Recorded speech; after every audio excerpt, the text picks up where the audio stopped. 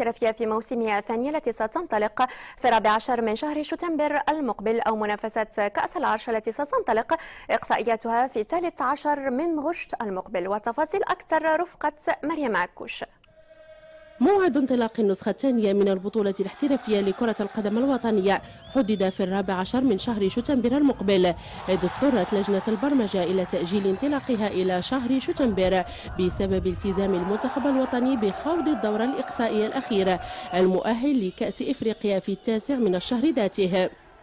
كما حددت اللجنة تاريخ 6 من يناير كموعد لختام مرحلة الذهاب.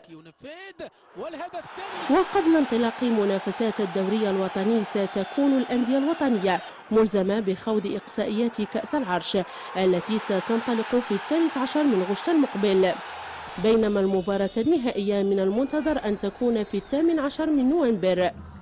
واستعدادا للموسم الكروي الجديد تتهيأ مديرية التحكيم إلى تنظيم دورة تكوينية للحكام الذين قادوا في الموسم المنصرم مباريات القسمين الأول والثاني من أجل الوقوف على مدى أهليتهم للتحكيم في المباريات التي ستقام برسم الموسم الجديد.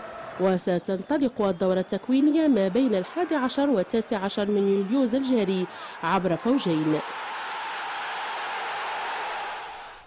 إلى ألعاب